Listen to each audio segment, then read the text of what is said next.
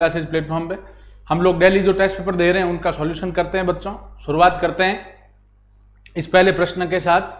पहला प्रश्न है बच्चों, 6 किलोग्राम चावल का मूल्य, 6 किलोग्राम जो चावल है का मूल्य 8 किलोग्राम गेहूं के मूल्य के बराबर है। सुनना, 6 किलोग्राम चावल का जो मूल्य है, ठीक है बच्चों, वो हमें किसके बराबर दे रहा है? 8 किलोग्राम जो गेहूं का मूल्य है उसके बराबर। ठीक है, जो प्रश्न में हमें दे रहा है बच्चों हम उसी को बराबर में लिख रहे हैं। कह रहा है 6 किलोग्राम चावल का मूल्य 8 किलोग्राम गेहूं के मूल्य के बराबर है। मैंने लिख दिया 6 किलोग्राम गेहूं का मूल्य बराबर 8 किलोग्राम गेहूं का मूल्य। कह रहा है यदि 1 किलोग्राम गेहूं का मूल्य 6 रुपए है तो 8 किलोग्राम गेहूं का मूल्य कितना है? 1 का 6 रुपए, 8 इंटू 6, ठीक है ना। तो 6 किलोग्राम चावल का मूल्य बराबर कितना हो जाएगा? इधर तो यही लिखा 6 किलोग्राम चावल का मूल्य बराबर 8 किलोग्राम का मूल्य के बराबर। तो 8 किलोग्राम का मूल्य कितना होगा? 1 किलोग्राम का है गेहूं का 6 रुपया, 8 किलो 8 इंटू 6 कितना होगा बच्चों? 48 रुपया। इसका मतलब 6 किलोग्राम चावल का मूल्य कितना हो गया? 8 इंटू 6 48 के बराबर। तो 1 किलोग्राम चावल का मूल्य क्या हो जाएगा बच्चों? 48/6, ये आ गया 8 रुपए प्रति किलोग्राम। ठीक है, कितना आ गया बच्चों? 8 रुपए प्रति किलोग्राम। ठीक है,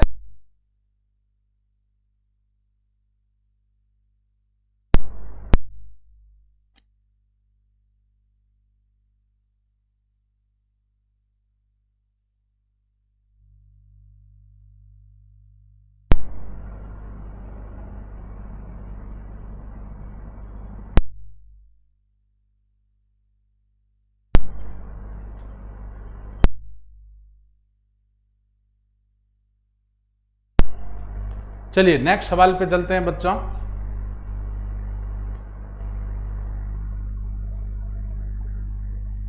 अगला सवाल कह रहा है 40 का 20%। आसान सवाल है। तो 40 का 20%, तो 40 का मतलब गुणा 20%, 20/100, 0 0 0 से 0, कितना आ गया बच्चों? 8। 40 का 20% कितना आ गया बच्चों? 8। ठीक है, 40 का 20% कितना आया बच्चों? 8। अब अगला प्रश्न है, दशमलव वाला सवाल है।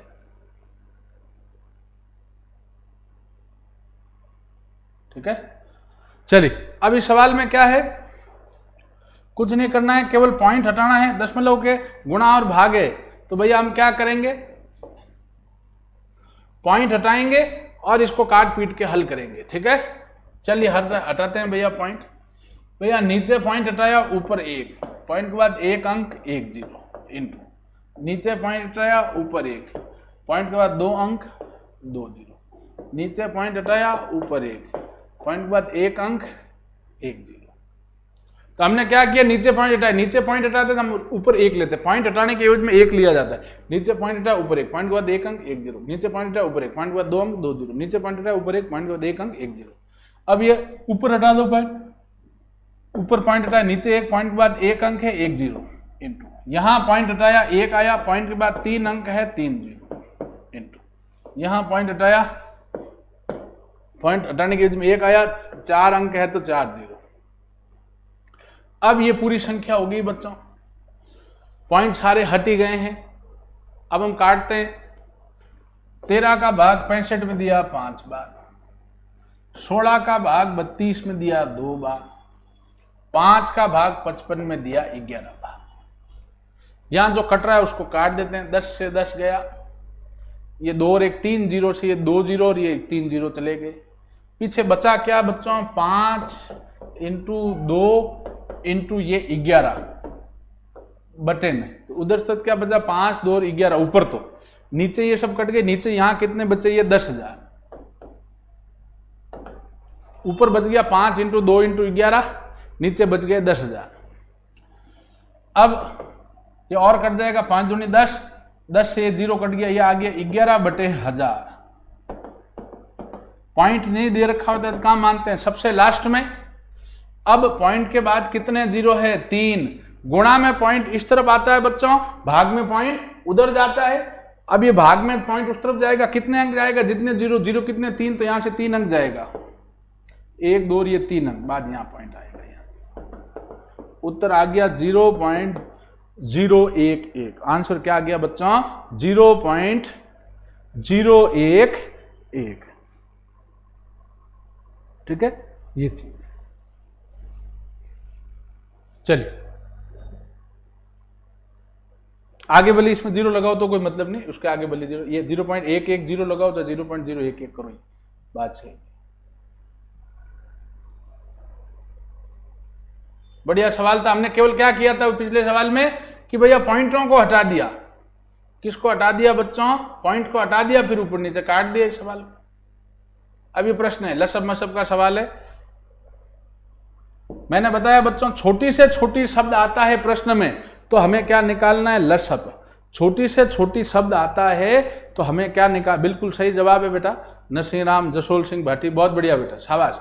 अब ये प्रश्न है, वह बड़ी से बड़ी, छोटी से छोटी आता है तब लसब निकालते हैं, बड़ी से बड़ी मतलब क्या निकालते हैं, मसप। ये मैंने ट्रिक आप लोगों को बता रखी। सवाल की भाषा से कंफ्यूज होना ही नहीं है। अगर हमें कहता है छोटी से छोटी तो बच्चों हमें क्या निकालना है, लसप। और अगर हमें कहता है जैसे इस प्रश्न में कहा है बड़ी से बड़ी तो क्या निकालना है, मसप। तो अच्छा, अब इसमें कह रहा है 49, 59 और 109 में भाग देने पर क्रमशः 1, 3, 5 शेष बचने का कह रहा है। भैया भाग पूरा पूरा जाने का कहता तब तो मसब निकाल देते, वही आंसर होता, क्योंकि मसब का भाग सदैव दी गई संख्या में पूरा पूरा जा रहा है। लेकिन ये कह रहा है 49 में भाग दें, 49 में भाग दें तो शेष 1 आना चाहिए। शेष कितना आना चाहिए, 1। इसका मतलब भाग पूरा पूरा किस में जाना चाहिए, 49 - 1 48 में बच्चों। भाई 49 में भाग जाने पे शेष 1 बचने का कह रहा है तो भाग पूरा पूरा किस में जाना चाहिए, 49 - 1 48 में। कह रहा 59 में भाग दें तो शेष कितना बचना चाहिए, 3। भाई वो संख्या कि भाई 59 में जिसका भाग दें तो शेष 3 बचना चाहिए। इसका मतलब भाग पूरा पूरा किस में जाना चाहिए, 59 - 3 बराबर 56 में जाना चाहिए।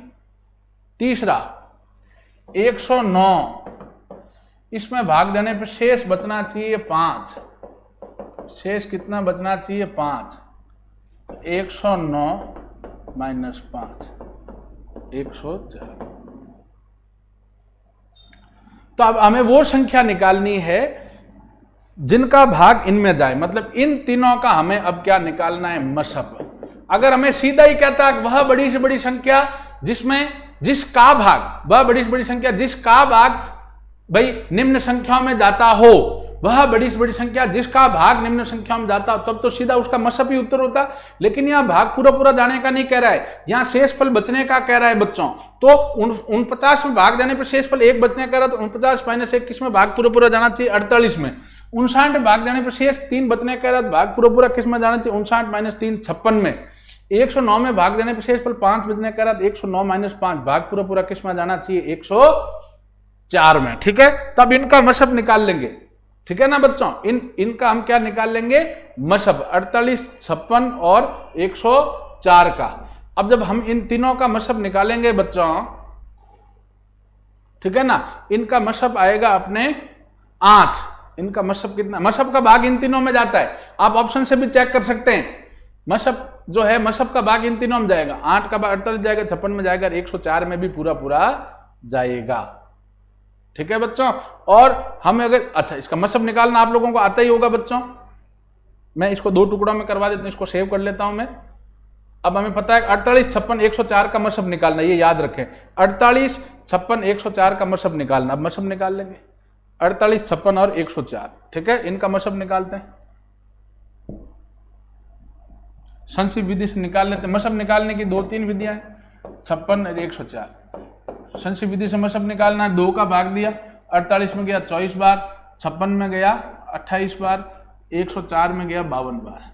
फिर 2 का भाग 12, इसमें 14, इसमें 27। फिर 2 का भाग 6, 7, 27। फिर 2 का भाग 3, 7, 27, फिर 3 का भाग 1, 7, 9, फिर 3 का भाग 1, 7, 3, फिर 3 का भाग 1, 7, 1 और लास्ट में हम 7 का भाग दें। ध्यान दें, मशअप निकालना में, मशअप, तो मशअप क्या होता है भैया, वो संख्या लेते जिनका भाग सब में गया हो। इस 2 को लेंगे, क्यों 2 का भाग इसमें गया, इसमें गया, इसमें गया। लसअप में क्या करते हैं, सबका गुणा कर देते हैं, जिनका भाग गया उन सबका ही गुणा कर लेते हैं। लेकिन लसअप में तो, मशअप में क्या करते हैं, उन संख्याओं को लेके गुणा करते हैं जिनका भाग सब में गया। इस 2 का भाग 48, 56, 104 तीनों में गया। इस 2 को भी लेंगे, 2 का भाग 24 में, 28 में, 52 तीनों में गया। इस 2 को नहीं लेंगे राजा,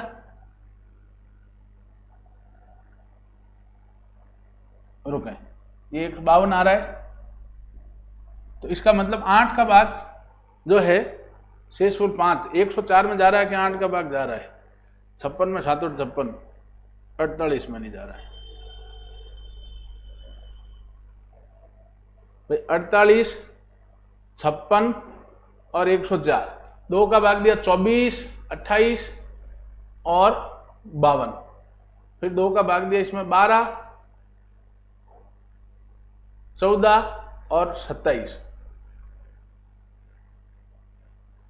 तो इसमें फिर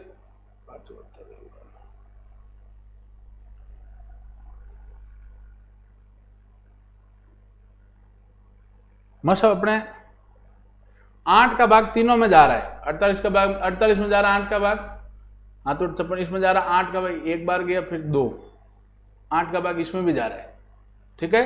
तब हमने कहा दिक्कत, अब इसमें देखो ये मशअप में 2 जो है 3 बार आना चाहिए बच्चों, लेकिन इसमें भाग नहीं जा रहा 104 में, 109 में भाग देने 5 आना, 104 भाग दिया 52, 52 में 2 का भाग दिया 26 आएगा, वही चीज है ना, यहाँ 26 आएगा, हम 27 लेके हल कर रहे हैं। देखो यहाँ हमने यही दिक्कत आ रही, क्या मशअप अपना 52 में भाग दिया 26 आएगा बच्चों, तो यहाँ वापस इसको देख लेते हैं। हमने अपना 54 होता तो 27 आता, यहाँ 52 है बेटा, तो 56 अपना 26 ही आएगा। 52 में 2 का भाग देंगे 26, तो 2 का भाग दिया 6, 7, 13, फिर 2 का दिया 3, 7, 13, फिर 3 का देंगे 1, 7, 13, फिर 7 का देंगे 1, 1, 13 और फिर 13 का। तो यहां ध्यान दें, हमने 27 ले लिया था, 52 में जो भाग जाएगा वो 26 बार जाएगा 2 का, ठीक है ना। तो भैया इस 2 को लिया, इस 2 को लिया, इस 2 को भी लेंगे, क्यों, क्योंकि 2 का भाग इसमें भी जा रहा है, इसमें भी जा रहा है, इसमें भी जा रहा है।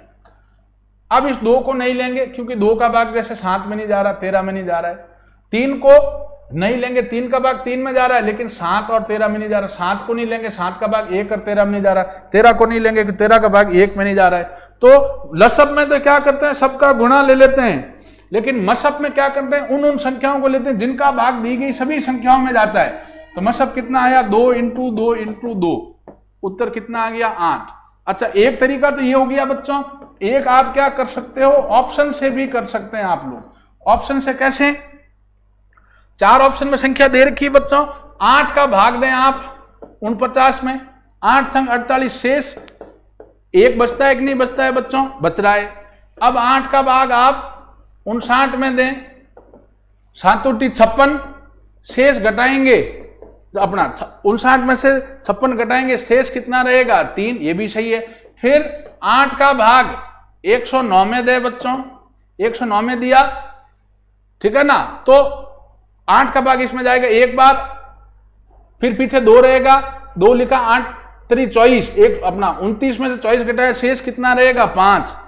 तो भैया हम क्या कर सकते हैं, 4 ऑप्शन में जो चारों संख्याएं दे रखी बच्चों, चारों संख्याओं का भाग हम इस 49, 59 और 109 में दे सकते हैं, जिसमें शेषफल 1, 3, 5 आई, वही आपका क्या होगा, आंसर। तो प्रत्येक ऑप्शन की संख्या को लेके 49, 59 और 109 में भाग देंगे बच्चों, जिस का भाग देने पे शेषफल 1, 3, 5 बचे वही आंसर होगा। तो आप देखेंगे बाकी हम नहीं बचेगा, 8 का भाग देंगे तो शेषफल 1, 3, 5 आ रहा है। तो आप इस तरीके से ऑप्शन से भी कर सकते हैं और आप ऐसे भी कर सकते हैं मशअप निकाल के। अच्छा सवाल था, फिर बताता हूं, छोटी से छोटी कहता है तो लसअप निकालना है, बड़ी से बड़ी कह रहा है बच्चों तो क्या निकालेंगे, मसअप। तो अच्छा, लेकिन भाग पूरा पूरा जाने का कहता तब तो सीधी संख्याओं का मसअप निकाल लेते। यहां कह रहा है शेषफल बच रहा है, तो 49 में भाग दिया, शेषफल 1 बच रहा है तो 49 माइनस 1 48, 59 में भाग दिया, शेषफल 20 3 बच रहा है तो 59 माइनस 3 56, 109 में भाग देने शेषफल 5 बच रहा है तो 109 माइनस 5 104। इन तीनों का मसअप निकाल दिया। बड़ी से बड़ी में हमेशा मसअप निकालते हैं। मसअप कैसे निकालते हैं, संचय विधि से सबको एक साथ लिख के भाग दिया, जिन जिन का भाग सब में जा रहा है उनको गुणा कर दिया। जैसे शुरुआत में जो 3 है, शुरुआत में जो ये 3 बार जो 2 है, 2 जो आया है 3 बार, इन प्रत्येक 2 का भाग तीनों में जा रहा है, तो इनको गुणा करेंगे लेके, तो मसअप कितना आया 8। हाँ, और हम ऐसे ऑप्शन से भी इसको कर सकते हैं। अच्छा सवाल था, ध्यान दें। बड़ी से बड़ी मतलब मसअप, और छोटी से छोटी पूछता है तो क्या निकालना है, लसअप। अब ये प्रश्न है भैया, इसमें भिन्नों की जोड़ बाकी भी है, और इसमें जो बोर्ड मास के नियम है, सबसे पहले छोटा कोष्टक हल करते हैं, उसके बाद में मंझला कोष्टक, उसके बाद में बड़ा कोष्टक। अच्छा, कई बच्चे कह रहे हैं सर नेक्स्ट ट्यूशन, इतना टाइम मत दो, जल्दी कर लें। ध्यान दें, कई बच्चे होशियार हैं, उनको जल्दी समझ आ जाता है, लेकिन हम टीचर्स हमेशा क्या करते हैं, ये मान के चलते हैं कि बच्चा अगर सबसे कमजोर बच्चा, उसको भी वो पॉइंट समझ में आ रहा है या नहीं आ रहा, उस ढंग से। अब ये है सवाल बेटा, ठीक है। अब सबसे पहले छोटा कोष्टक हल करेंगे, तो भैया भिन्नों की बाकी करनी, इसमें लिख दो 1/4 माइनस 1/8। 1 और 4 और 8 का लसअप कितना आएगा 8। 4 का भाग 8 पे 2 बार, 2 को 1 से किया 2 माइनस 8 का भाग 8 में 1 बार, 8 को 1 से किया 1, 2 माइनस 1 1/8। भैया सबसे पहले हम छोटा कोष्टक हल करते हैं, फिर मंझला कोष्टक, फिर बड़ा कोष्टक। सबसे पहले छोटा कोष्टक 1/4 माइनस 1/8, हमने लसअप लेके घटा दिया, हल कर दिया, 1/8 आया। इसकी जगह हम छोटे कोष्टक की जगह 1/8 लिख देंगे, बाकी वैसा का वैसा 1 माइनस 1/2 माइनस 1/3 प्लस 1/8। हमने क्या किया, छोटे कोष्टक के अंदर जो चीज थी उसको लेके हल किया, 1/8 आया, इसकी जगह 1/8 लिख दिया। अब बेटा ये छोटा कोष्टक हट जाएगा, चिन्ह का यहां विशेष ध्यान देना है। अब 1/8 का चिन्ह नहीं दिया, ये प्लस का है, बाहर भी प्लस है, प्लस प्लस गुणा होगा बेटा प्लस 1/8। अब हम किसको हल करेंगे बच्चों, छोटा कोष्टक अपना हल हो गया।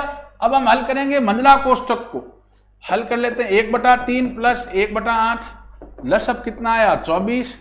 3 का भाग 24 में 8 बार, 8 को 1 से किया 8, 8 का भाग 24 में 3 बार, 8 3 24, 3 को 1 से किया 3, ये आया बच्चों 11/24।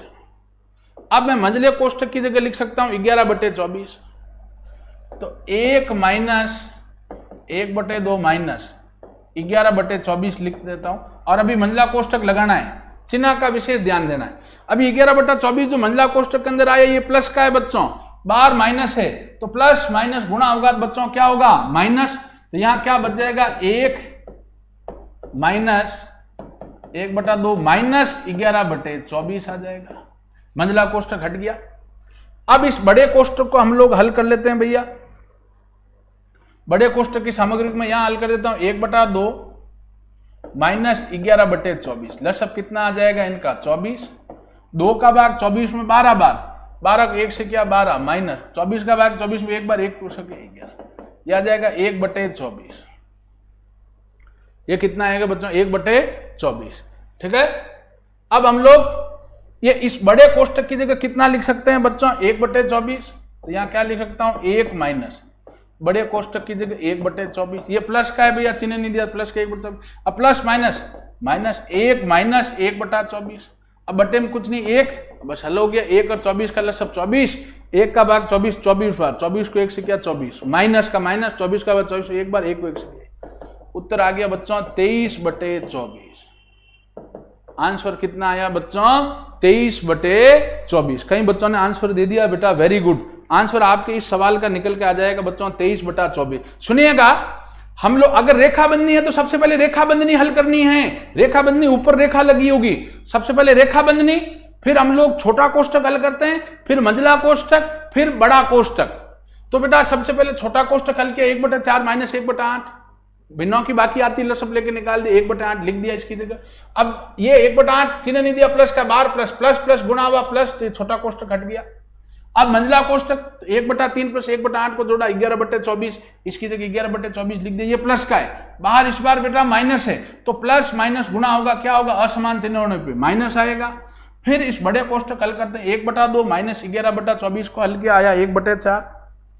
अब ये 1/24 से प्लस में है, लिख दिया, अब बाहर माइनस है, प्लस माइनस गुणा होगा माइनस, तो 1 माइनस 1/24 हल किया 23/24, ठीक है। चलिए बहुत बढ़िया, कई बच्चों ने आंसर दिया है। अब ये प्रश्न है,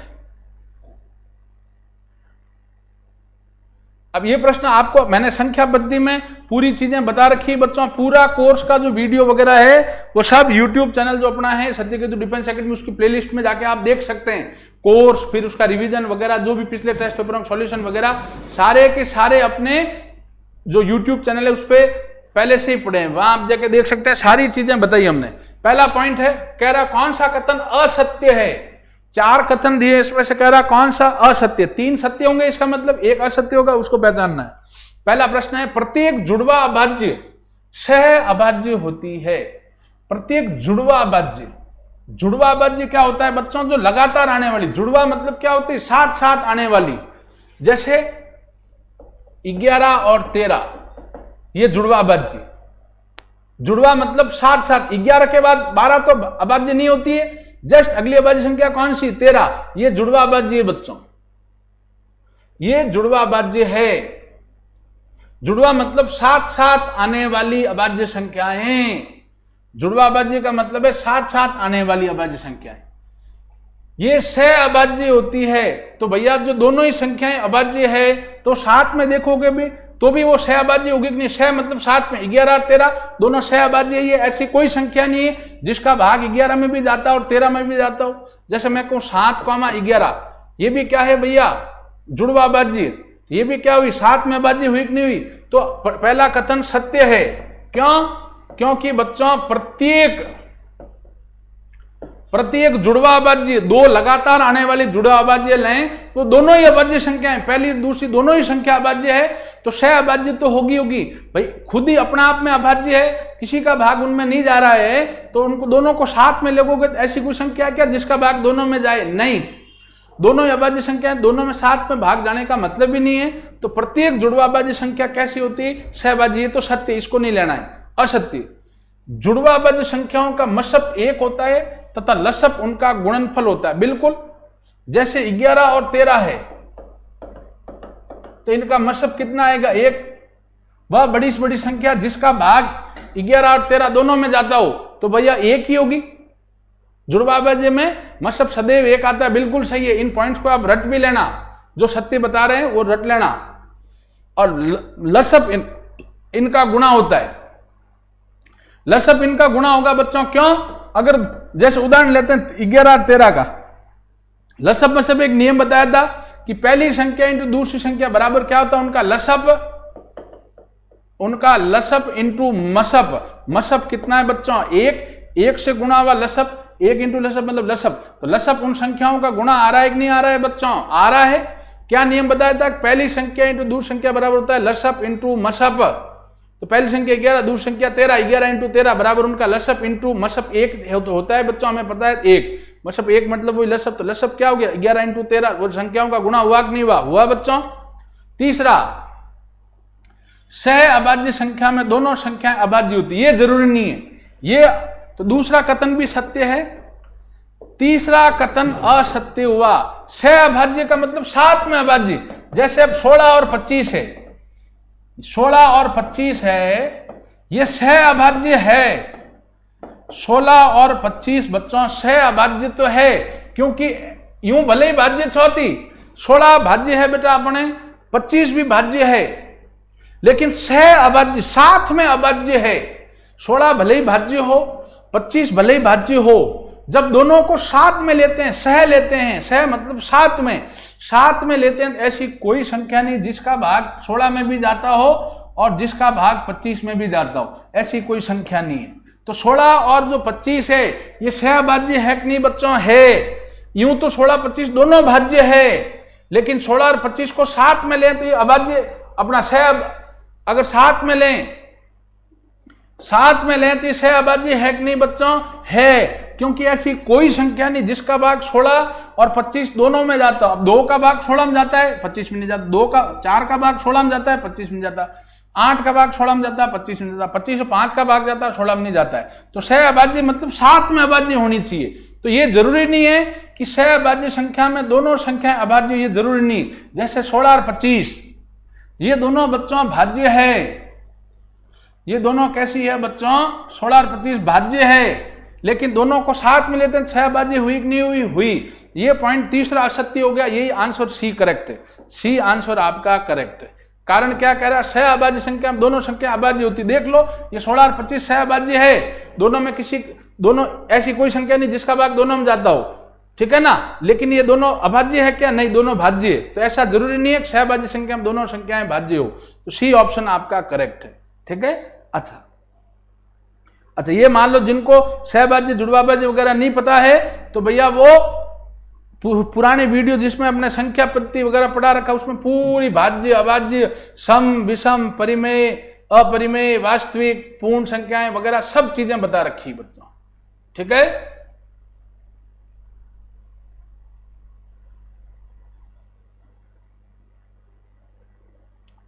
अब अगला प्रश्न है बच्चों, यह अलग टाइप का प्रश्न है।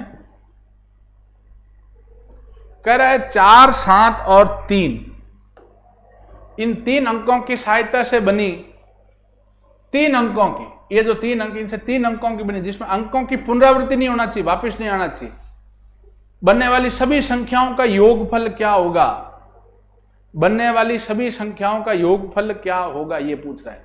4, 7, 3 की सहायता से बनी 3 अंकों की सभी संख्याएं, जिनमें अंकों की पुनरावृत्ति नहीं हो, उन सब का योग कितना होगा, ये हमें पूछ रहा है बच्चों। अलग टाइप का सवाल है, लेकिन अच्छा सवाल है। सबसे पहले 4 से बनने वाली संख्याएं क्या होगी, जिसमें पहला अंक 4 हो। 4, 7, 3 और 4, 3, 7। पहला अंक जिसमें 4 हो, पहला अंक 4 हो, वो संख्या क्या बन सकती? 4, 7, 3, एक बन गई 4, 3, 7। अब पहला अंक जिसमें 7 हो, ठीक है ना, उसमें क्या बन सकती? 7, 4, 3 और या 7, 3, 4। और पहला अंक 3 है तो 4, 7, या पहला अंक 3 है तो 7, 4। इन सब का योग पूछा, यही बनेगा बच्चों टोटल।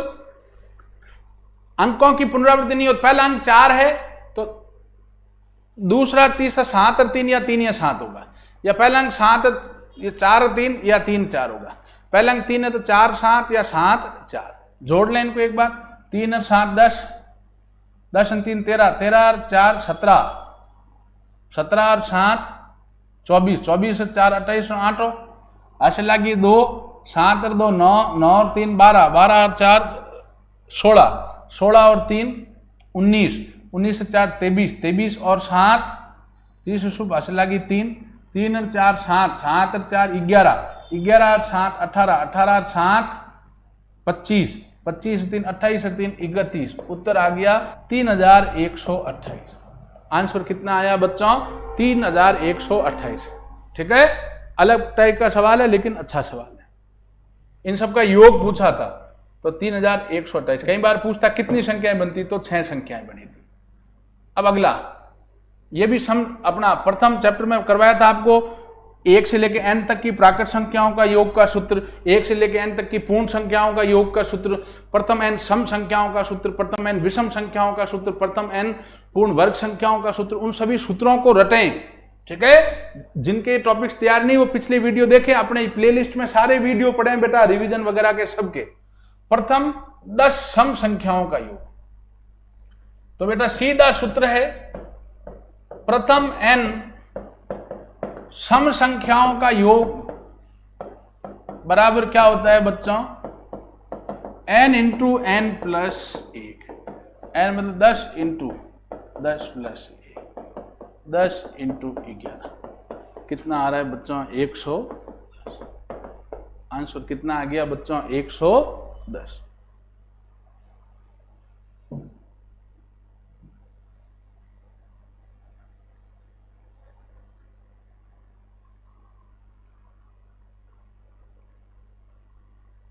अब ये प्रश्न है बच्चों,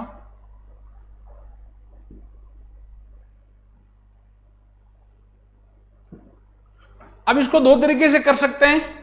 एक तो हम इसको गुणा करें, फिर इसको भी गुणा करें, फिर इसके गुणा में से इसका गुणा घटा दें। लेकिन अगर आप यहां देखें तो यहां संख्याएं दोनों में समान है। पहली संख्या 8 सही 1/24, और चलो इसको साधारण में बदल देता हूं आपको आसानी समझ। 8 3 24 और 1 25/3 इंटू 4 3 12 1 13/4 माइनस 8 3 24 और 1 25/3 इंटू 4 दूनी 8 और 1 9/4। अब आप यहां देखें बच्चों,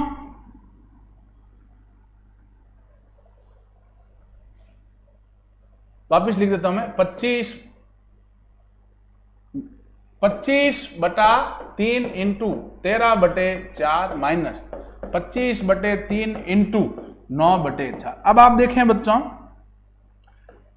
25/3 दोनों में गुणा है। पहली संख्या में भी 25/3 गुणा, दूसरी संख्या में 25/3 गुणा। तो भैया हम 25/3 क्या ले लेंगे बच्चों? कॉमन। तो पीछे क्या बचेगा? यहां से 13/4 माइनस यहां से पीछे क्या बचेगा? 9/4। यहां हल कर देते हैं इसको। 25/3 कोष्टक में 4 4 का लसअप कितना आया? 4। 4 का भाग 4 में एक बार, 1 को 13 से किया 13, माइनस का माइनस। 4 का भाग 4 में एक बार, 1 को 9 से किया 9। 25/3 इंटू 13 में से 9 गया 4/4। उत्तर ये 4 4 कट गया, उत्तर वही आ गया 25/3, वही 8। 3 का भाग दिया इसमें 8 बार, ठीक है। 3/24, 25 में 24 घटाए, पीछे रहा 1/3 का 3। उत्तर क्या आ गया? 8 सही 1/3। भैया मिश्र भिन्न थी, साधारण भिन्न बदला, भिन्नों की जोड़ बाकी गुणा भाग कुछ भी करते हैं बच्चों। सर्वप्रथम हम लोग मिश्र भिन्न को किस में बदलते हैं? साधारण भिन्न में बदल दिया। 8 तक 24 1 25/3, 4 3 12 1 13/4 माइनस वही 25/3 और 4 दूनी 8 1 9/4। अब 25/3 25/3 दोनों, एक तो तरीका सीधा ही कर सकते हैं, इसको गुणा किया इसको गुणा किया, इसमें से घटाया तो भी कर सकते हैं। और एक आप ऐसा भी कर सकते हैं बच्चों कि 25/3 दोनों में कॉमन ले लिया, तो ये घटा दिया, भिन्नों की बाकी कर दी, 4/4 से कट गया, 25/3 8 सही 1/3। ठीक है, तो आप दोनों ही तरीके से कर सकते हैं।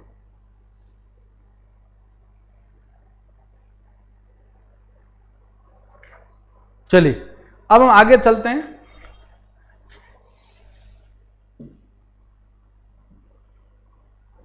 अगला सवाल, ये सवाल सेम सवाल मैंने कराया हुआ भैया अपने क्लास में भी, मतलब ऑनलाइन क्लास में भी, टेस्टों में भी आया। 24 के अपवर्तकों का औसत नहीं पूछा हमने, पिछली बार अपवर्तकों का औसत भी निकाला है।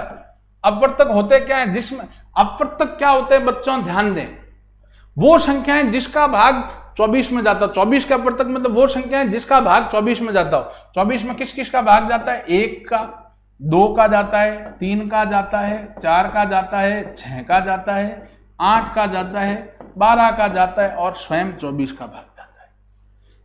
अपवर्तक मतलब वो संख्याएं जिनका भाग, जैसे 24 का अपवर्तक वो संख्याएं जिनका भाग 24 में जाता है। 24 में 1, 2, 3 का भाग जाता है, 4 का, 6 का, 8 का, 12 का, 24। अपवर्तकों की संख्या कितनी है बच्चों? 8 संख्या। कितनी संख्या होगी बच्चों? 8। याद रखें, अपवर्तक मतलब ये होता है, एक होता है गुणज, औसत में हम इसमें कंफ्यूज हो जाते हैं। गुणज कहें चाहे पहाड़ा कहें, और या अपवृत्य कहें, इसका मतलब पहाड़ा है। यह ध्यान देना, इन शब्दों में अपवर्त्य और अपवर्तक में कंफ्यूज नहीं होना है। अपवर्तक मतलब वो संख्याएं जिनका भाग जैसे 24 में जा रहा है। अपवर्तीय गुणज या पहाड़ा मतलब क्या होगा? 24 एकम 24, 24 दूना 48, 24 तिया 72। ये ध्यान देना, इन दोनों में अंतर है बेटा। ठीक है, ये चीज गुणज पहाड़ा या अपवर्ती एक ही बात है, अपवर्तक एक अलग बात है। कितने अपवर्तक है? 8। अगला प्रश्न,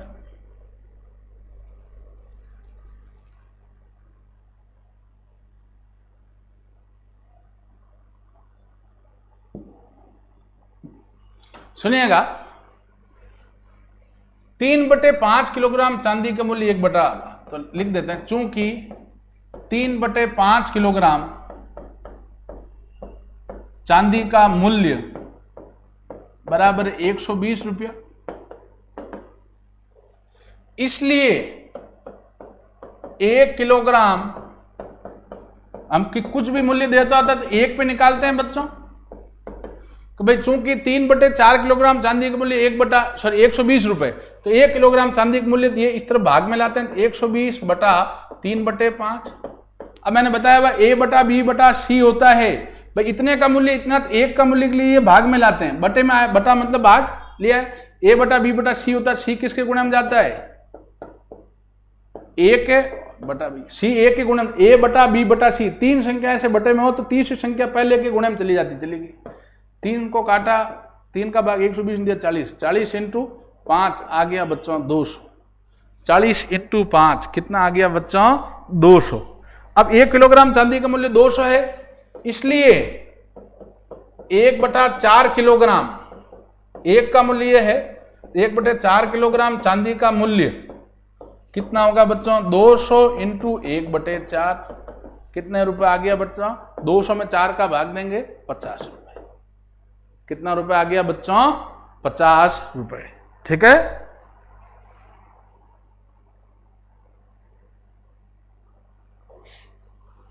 चलिए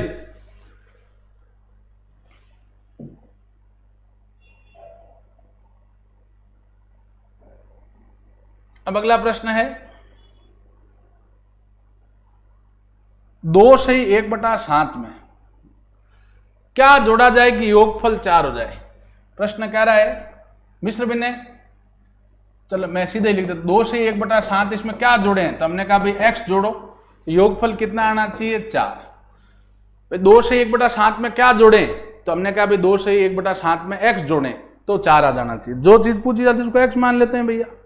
अब ध्यान दें बच्चों, तो x का मान निकाल ले जाओ उस तरफ, ये मिश्र भिन्न साधारण में बदल दो, 4 7 दूनी 14, 14 और 1 15/7 प्लस x बराबर 4, x क्या आ जाएगा बच्चों 4 - 15/7, यहाँ बटे में कुछ नहीं 1, x आ जाएगा 1 और 7 का लसब 7, 1 का भाग 7 में 7 बार, 7 को 4 से क्या 7 चौक 28 माइनस 7 का भाग 7 में 1 बार,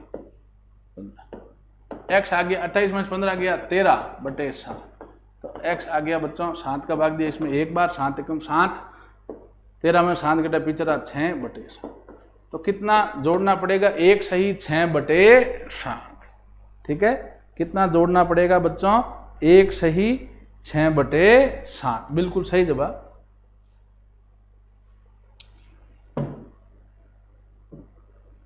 अगला प्रश्न है, आरोही क्रम में जमाना है। अब आरोही कहे अवरोही कहे, इस टाइप के सवालों में हम क्या करते हैं बच्चों, मैंने बता रखा है ये सवाल आसान लेकिन इंपॉर्टेंट प्रश्न है बेटा। अगर आपको 3-4 भिन्न संख्याएं दे दे, उसमें पूछे इसमें सबसे बड़ी कौन सी, सबसे छोटी कौन सी, आरोही में अवरोही में, तो हमें क्या करना है बच्चों, जो भिन्न संख्याएं उसके प्रत्येक के अंश में 2-2 जीरो मान लेने हैं। कितने जीरो मान लेने हैं बच्चों 2-2, भाई 5/24 है, 2 जीरो लगाए अंश में, ऊपर वाली संख्या में 500/24 हो गया, 2 में 2 जीरो लगाए 200/3, 3 में 2 जीरो लगाए 300/14, बटे का मतलब भाग होता है भैया, 500 में 24 का भाग दे दो, भाग देना हमें आता है, 24 का भाग दिया 2 बार, 24 दूना 48, पीछे रहा 2 उतारा 0, अब 24 का भाग इसमें नहीं जा रहा, भाग टूटी शुभ, ठीक है। अब फिर भी भाग नहीं जा रहा है, पॉइंट, या आप यहां तक लिखें, ये छोड़ दें, शेष पर आ गया 20, या भाग 2 बार मत जाना देना, कहीं कलाकार क्या करते हैं 2 बार भाग, यहां भाग टूट गया, भाग टूटी शुभ लगती है, 0 उतारने के बाद भी भाग नहीं जा रहा, भाग टूटी शुभ लगती है, इसको ध्यान देना, कईयों को भाग देना नहीं आता, 500 में 24 का भाग देंगे तो 2 बार थोड़ी जाएगा, समझ रहे हैं बात को, 20 बार जाएगा, तो 20 आ गया भागफल। यहां 200 में 3 का भाग दे दिया, 3 का भाग गया 6 बार, 6 3 18, पीछे रहा 2, फिर उतारा 0, फिर 6 बार 18, शेषफल रहा 2, ठीक है बच्चों। अब 300 में 14 का भाग, 300 में 14 का भाग दिया, 14 28, पीछे रहा 2, 0 उतारा, 14 का भाग एक बार, 14 कम 14, पीछे रहा 6। यहां भागफल देखें तीनों का, शेष फल से कोई मतलब नहीं। 300 में 14 का भाग दिया 21, 200 में 3 का भाग दिया 66, 500 में 24 का भाग दिया 20। हमें कह रहा है बच्चों आरोही क्रम, भाई भागफल जितना बड़ा होता है वो संख्या उतनी बड़ी, भागफल जितना छोटा वो संख्या उतनी ही छोटी। आरोही क्रम में लिखना बढ़ते क्रम, बढ़ते क्रम मतलब आरोही क्रम मतलब होता है छोटे से बड़ा, या इसको हम क्या कहते हैं बच्चों बढ़ते क्रम। और इसी का उल्टा अवरोही पूछता तो हम कहते हैं बड़े से छोटा या घटते क्रम। इस आरोही क्रम में छोटे से बड़ा सबसे छोटे भागफल किसका आ रहा 20, 20 मतलब 5/24।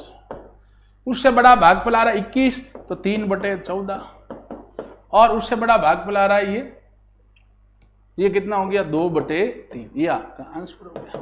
तो हमें क्या करना है, 4 भिन्न संख्याएं देख के पूछे सबसे बड़ी कौन सी है, सबसे छोटी कौन सी है, इनको आरोही क्रम में जमाओ, आरोही मतलब बढ़ते क्रम छोटे से बड़ा, या अवरोही क्रम में जमाओ बड़े से छोटा या घटते क्रम में। तो इन चारों ही स्थितियों में हमें क्या करना है बेटा, ये ट्रिक याद रखें। अंश के साथ में कितना 0 लगा दें 2, और उसमें हर का भाग दे दे, क्योंकि बटा मतलब क्या होता है बच्चों भाग, ठीक है।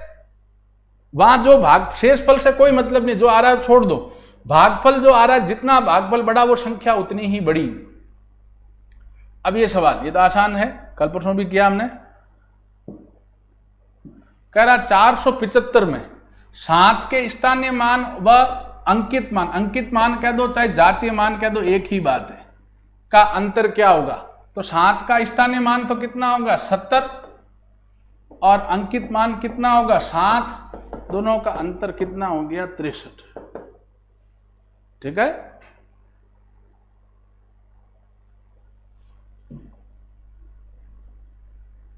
अगला प्रश्न कह रहा है 3/5 को प्रतिशत में बदलो। भैया प्रतिशत में बदलना किसी भी संख्या को, चाहे वो साधारण संख्या हो, चाहे वह भिन्न संख्या हो, चाहे वो दशमलव संख्या हो, प्रतिशत में बदलने के लिए हम सदैव किससे गुणा करते हैं बच्चों 100 से। प्रतिशत में बदलने के लिए बच्चों हम सदैव किससे गुणा करते हैं 100 से। तो 3/5 है, इसको प्रतिशत बदलना है, 100 से गुणा किया, 5 से कम 5, 5 से काटा 20, 20 × 3 60। अब प्रतिशत बदला है तो 60%, ये आपका आंसर है। प्रतिशत बदलना तो 100 से गुणा करते हैं, और प्रतिशत दिया और उस चिन्ह को हटाना है तो चिन्ह हटा के बटे में 100 लेते हैं, ये याद रखें। अब रीजनिंग वाले सवाल, धुआं वाला सवाल कल कराया था, हालांकि कल वो इलेक्ट्रिक ट्रेन वाला हो गया, बात तो वो गड़बड़ हो गई, लेकिन कल आपको वो चीज समझाई थी मैंने।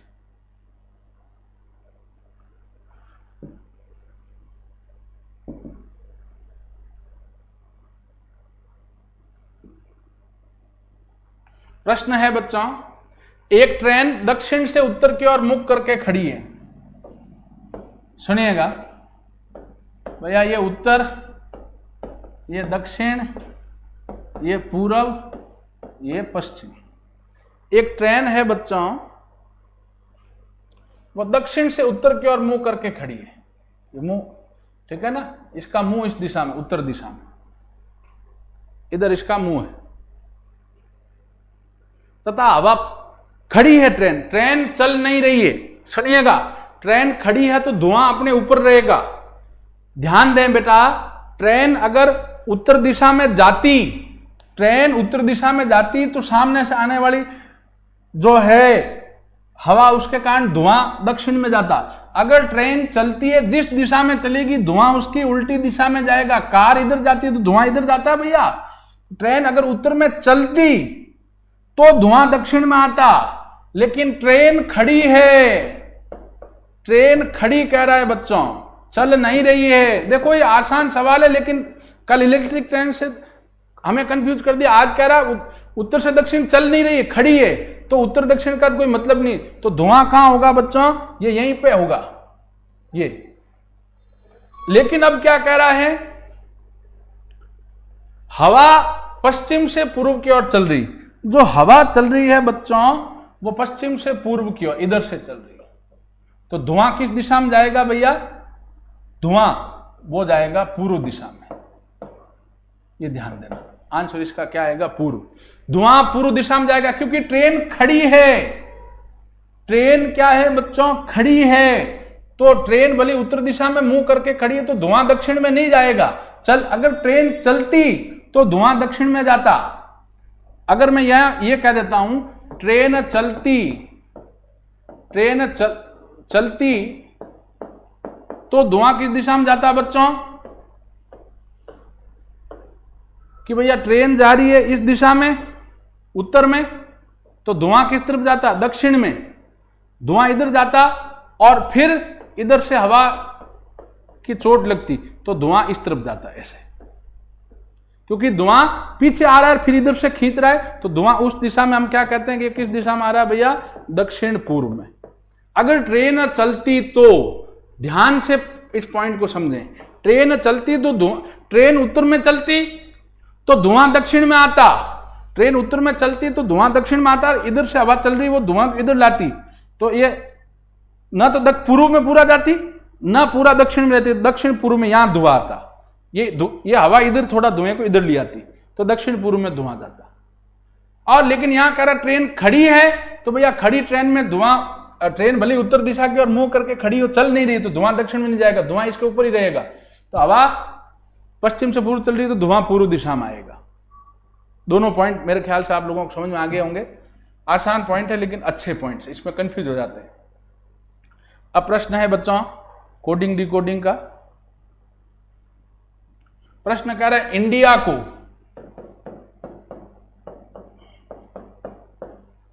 इंडिया है, इसको क्या लिखा है? ये 9 5 4 9 कैसा है? आई मतलब 9 होता ही है, एन मतलब 14 होता है, डी मतलब 4 होता है, आई मतलब 9 और ए मतलब ए। इसमें क्या कर रहा है? जो 2 अंक की उसको जोड़ रहा है। 9 का तो 9 लिखा, 14 के अंक को जोड़ा, 4 और 1 5, वो बाकी 4 का 1, 9 का 9, 1 का 1, ऐसे ही कर रहा है बच्चों। अच्छा, इसमें वर्ड दिया ही नहीं, इसमें वर्ड कलाकार ने दिया ही नहीं है। ठीक है, चलो मैं एक आपको वर्ड, ये सवाल टाइप में पूरा दिया ही नहीं है, मैं माफी चाहूंगा। मैं एक सवाल दूसरा देता हूं, जैसे मान लो इसमें फिर हमें उदाहरण देता, ठीक है ना। ये प्रश्न मिसप्रिंट हो गया, मतलब इसमें वर्ड दिया ही नहीं तो फिर वो दिक्कत है। इसको मैं नया वर्ड देता हूं, इसका मान मैं आपको समझाता हूं। इंडिया में ये किया जैसे, तो मैं कहता अगर आपको, तो भैया मैंगो को क्या लिखते? मैंगो को तो एम मतलब कितना होता है? 13, ए मतलब 1, एन मतलब 14, जी मतलब 7, ओ मतलब 15। मान लो मैंने मैंगो आपको समझाने के लिए यहां टाइप नहीं किया था। अगर मैंगो होता तो हम इसको क्या लेते हैं बच्चों? एम मतलब 13, ए मतलब 1, एन मतलब 14, जी मतलब 7, ओ मतलब 15। इसमें जो 2 अंक किए उनके अंकों को जोड़ लेते, 3 और 1 4, 1 का 1, 1 और 4 5, 7 का 7, 5 और 1 6। अगर मैंगो होता तो मान लो ये आंसर आ जाता 41,576। ठीक है, चलिए अगला प्रश्न करते हैं बच्चों। अब ये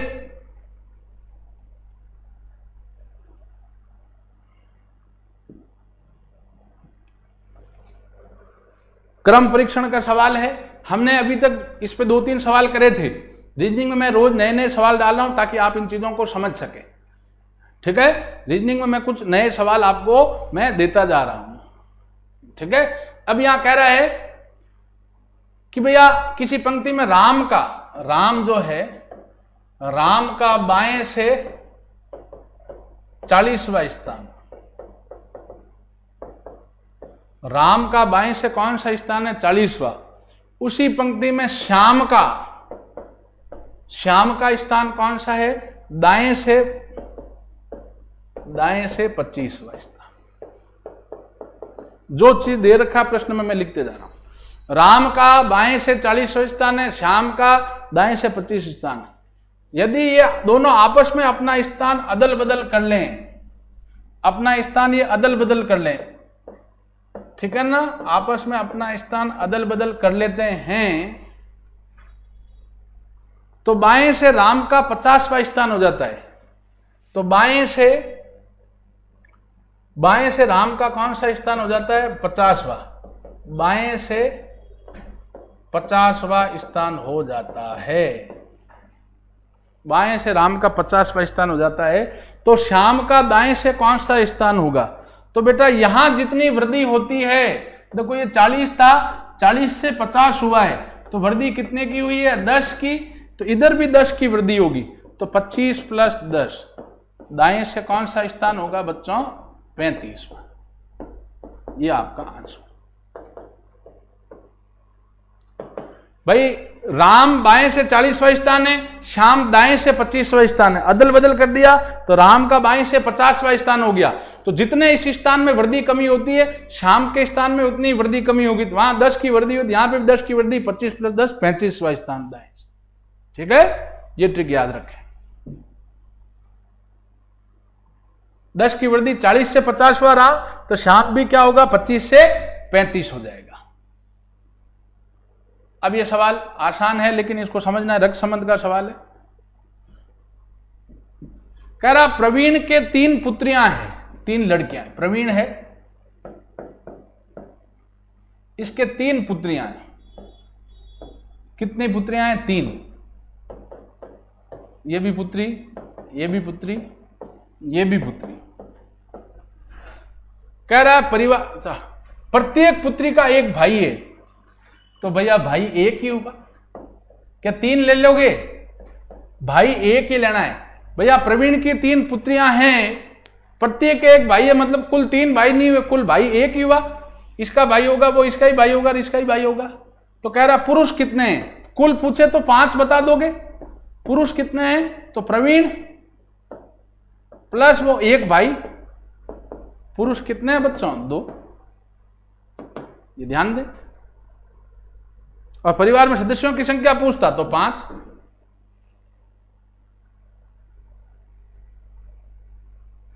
लास्ट सवाल।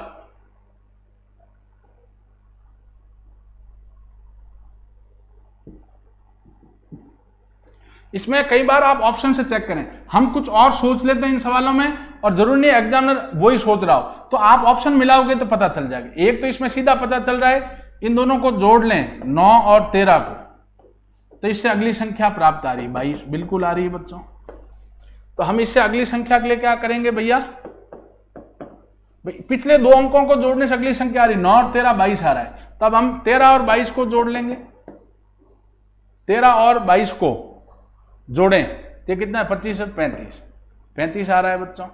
आप एक तो ये तरीका कर सकते हो, ठीक है। 13 और 22 को जोड़ा तो कितना आ रहा है बच्चों? 35।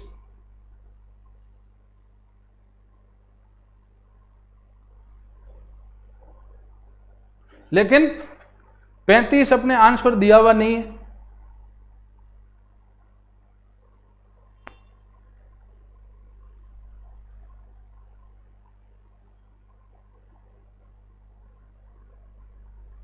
अब एक बच्चा पूछ रहा है एग्जाम कब होगा?